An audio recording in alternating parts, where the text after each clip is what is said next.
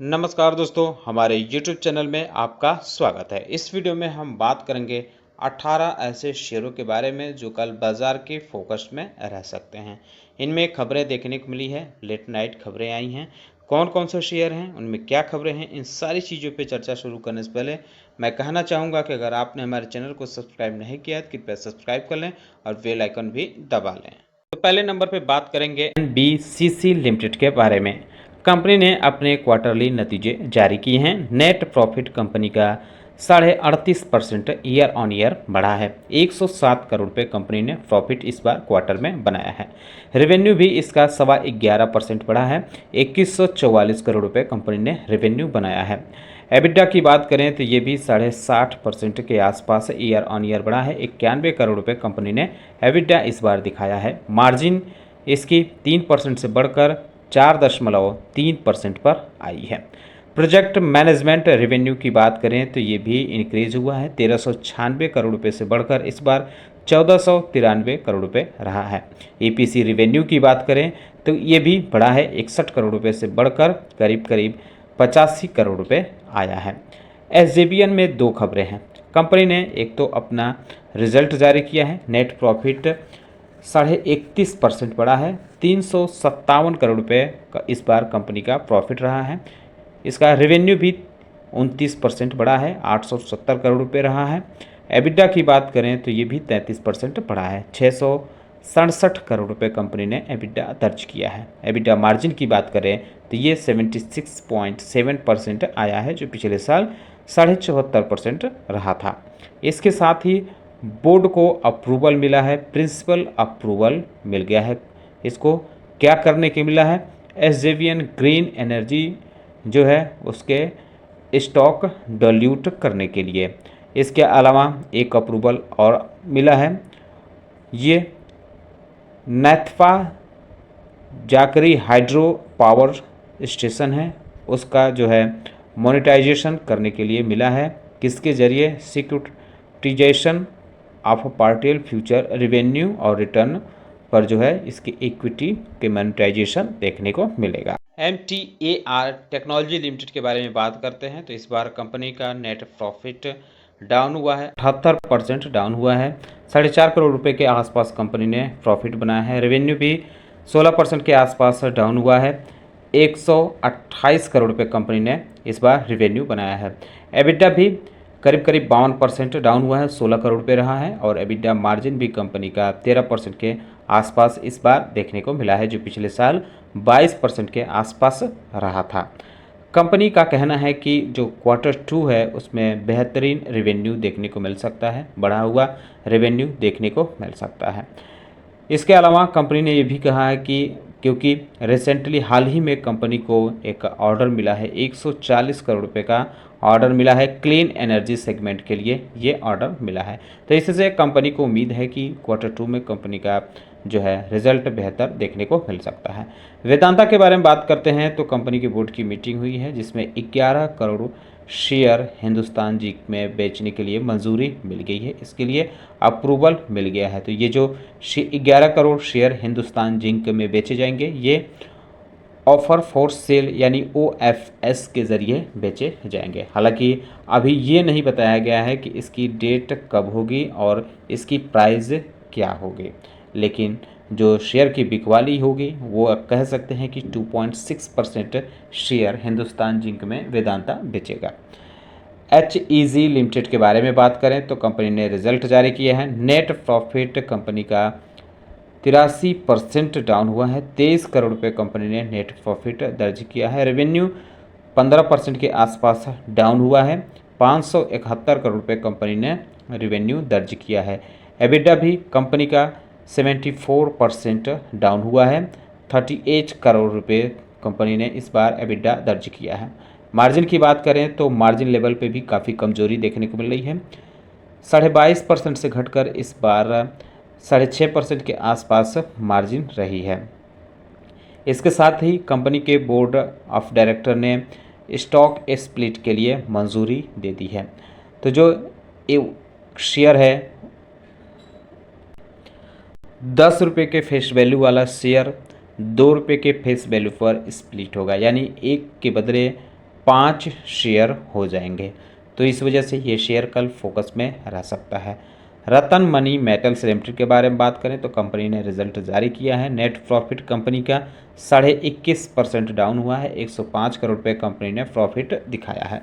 Revenue हालांकि flat रहा है, 1183 करोड़ रुपये रहा है, लेकिन एबिडा कंपनी का 20.5% डाउन हुआ है। 164 करोड़ रुपये इस बार कंपनी ने एबिडा दर्ज किया है। मार्जिन 14% के आसपास रही है, जो पिछले साल 17.5% के आसपास देखने को मिली थी। एनडीएमसी स्टील लिमिटेड के बारे में बात करें तो कंपनी का इस बार जो नेट लॉस है वो कम हुआ है पिछले साल के मुकाबले। माफ कीजिएगा, ये क्वार्टर ऑन क्वार्टर इसमें तुलना किया गया है। पिछले क्वार्टर में कंपनी का नेट लॉस 860 करोड़ रुपए का था, जो इस बार घटकर 547 करोड़ रुपए आ गया है। रेवेन्यू की बात करें तो कंपनी का रेवेन्यू 9.5% के आसपास बढ़ा है। 2022 करोड़ रुपए कंपनी ने रेवेन्यू बनाया है। एबिडा लॉस इसका 401 करोड़ रुपए रहा है, जो पिछली बार 955 करोड़ रुपए रहा था। तो एबिडा में भी सुधार देखने को मिल रहा है। GNFC लिमिटेड के बारे में बात करें तो इसका नेट प्रॉफिट 34% बढ़ा है। 118 करोड़ रुपए कंपनी की झोली में आया है प्रॉफिट। रेवेन्यू भी 22% बढ़ा है। 2021 करोड़ रुपए कंपनी ने रेवेन्यू दर्ज किया है। एबिडा इसका 45.5% बढ़ा है, 153 करोड़ रुपए रहा है। मार्जिन लेवल की बात करें तो इस बार मार्जिन 7.6% रहा है, जो पिछली बार 6.4% रहा था। वहीं अगर हम बात करें अनुपम रसायन की तो नेट प्रॉफिट कंपनी का 76% डाउन हुआ है। 12 करोड़ रुपए कंपनी ने इस बार प्रॉफिट बनाया है। रेवेन्यू भी कंपनी का 34% डाउन हुआ है, 254 करोड़ रुपए रहा है। और एबिडा भी 47% से ज़्यादा डाउन हुआ है, 53 करोड़ रुपए रहा है। मार्जिन की बात करें तो ये करीब करीब 21% रही है, जो पिछली बार 26% के आसपास देखने को मिली थी। हीरो मोटोकॉर्प के बारे में बात करें तो इस बार कंपनी का नेट प्रॉफिट 36% बढ़ा है, जो 1122 करोड़ रुपए कंपनी ने इस बार दर्ज किया है। हालांकि जो इसका पोल देखने को मिला था, यानी एस्टिमेट देखने को मिला था, वो 1200 करोड़ रुपए का रखा गया था, तो पोल से कमज़ोर देखने को मिल रहा है। रेवेन्यू 16% के आसपास बढ़ा है, ये 10,143 करोड़ रुपए रहा है, लेकिन ये भी एस्टिमेट से कमज़ोर देखने को मिल रहा है। एबिडा भी कंपनी का 21% पिछले साल के मुकाबले इंक्रीज हुआ है, 1459 करोड़ रुपए रहा है, ये भी एस्टिमेट के मुताबिक कमज़ोर देखने को मिल रहा है। मार्जिन भी कंपनी का 60 बेसिस पॉइंट बढ़ा है, लेकिन एस्टिमेट के मुताबिक कमज़ोर देखने को मिल रहा है। इस बार क्वार्टर में कंपनी का जो वॉल्यूम रही है वो 15.35 लाख यूनिट रही है, यानी 15,35,000 यूनिट रही है, जो लास्ट ईयर में 13,53,000 यूनिट रही थी। और इसके पॉजिटिव ट्रेंड जो रहा है वो डोमेस्टिक, इलेक्ट्रिक और ग्लोबल बिजनेस रहे हैं। साथ ही साथ जो प्रोजेक्ट लॉन्च हुए हैं ICE और EV कैटेगरी में, वो भी काफ़ी अच्छे देखे गए हैं। कंपनी का जो है रेवेन्यू वो 10,000 करोड़ को पहली बार पार किया है, तो ये भी एक बड़ा अपडेट इसमें है। अपोलो हॉस्पिटल के बारे में बात करते हैं तो कंपनी का नेट प्रॉफिट 83% बढ़ा है। 305 करोड़ रुपये कंपनी ने नेट प्रॉफिट दर्ज किया है।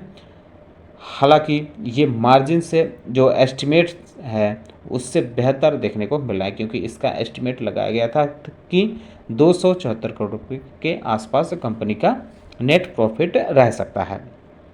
अगर रेवेन्यू की बात करें तो रेवेन्यू भी कंपनी का 15% बढ़ा है।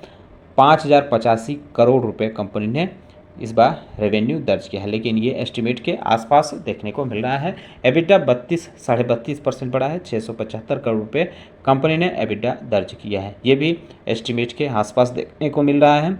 मार्जिन की बात करें तो मार्जिन भी एस्टिमेट के आसपास है। 13.3% इस बार कंपनी की मार्जिन रही है, जो पिछले साल 11.5% रही थी। वैलोर एस्टेट लिमिटेड के बारे में बात करें तो कंपनी का कंसोलिडेटेड रेवेन्यू 79 करोड़ रुपए रहा है, जो पिछली बार 2.5 43 करोड़ रुपए रहा था। तो रेवेन्यू ठीक ठाक बढ़ा है। अगर हम बात करें कंपनी का एबिटा तो लॉस से इस बार पॉजिटिव देखने को मिल रहा है। पिछली बार 8.7 करोड़ रुपए लॉस था, जो इस बार 13.7 करोड़ रुपए प्रॉफिट में देखने को मिल रहा है।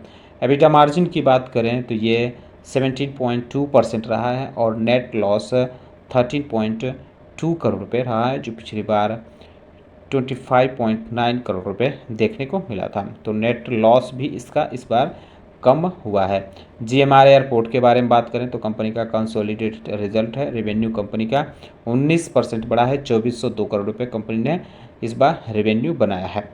एबिटा भी 19.2% बढ़ा है, 896 करोड़ रुपए के आसपास कंपनी ने इस बार एबिटा बनाया है। इसका एस्टिमेट 830 करोड़ रुपए का था। एबिटा मार्जिन की बात करें तो ये 37% के आसपास रहा है। ये फ्लैट देखने को मिल रहा है, हालांकि इसका एस्टिमेट जो है 32% का रखा गया था। नेट लॉस 338 करोड़ रुपए रहा है, जो पिछली बार कंपनी ने 17 करोड़ रुपए का प्रॉफिट बनाया था। वहीं अगर हम बात करें टैक्स मैको रेल इंजीनियरिंग लिमिटेड के बारे में तो कंपनी का कंसोलिडेटेड रिजल्ट जारी किया गया है। रेवेन्यू इसका 36% बढ़ा है पिछले साल के मुकाबले, 891 करोड़ रुपये कंपनी ने रेवेन्यू दर्ज किया है। कंपनी का एबिटा भी 250% ईयर ऑन ईयर बढ़ा है, 70 करोड़ रुपये कंपनी ने एबिटा दर्ज किया है और एबिटा मार्जिन भी इसका 3.1% से बढ़कर 7.9% आया है। Net profit 250% year on year बढ़ा है, 70 करोड़ रुपये कंपनी ने इस बार नेट प्रॉफिट दर्ज किया है। तो रिजल्ट बेहतरीन देखने को मिल रहे हैं। इसके शेयरों पर आप चाहें तो नज़र रख सकते हैं। नज़ारा टेक्नोलॉजी के बारे में बात करें तो कंपनी ने कंसोलिडेटेड आंकड़े जारी किए हैं।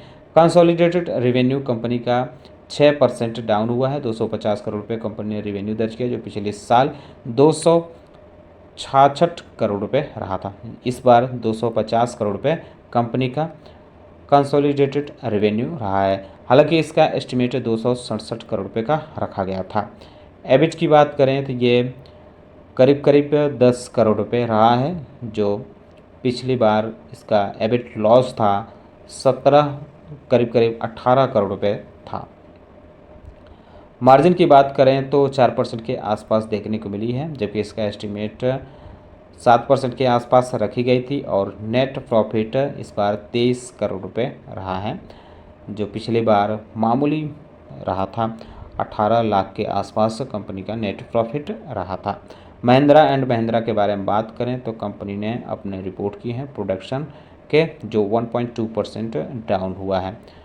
ये 69,138 रहा है।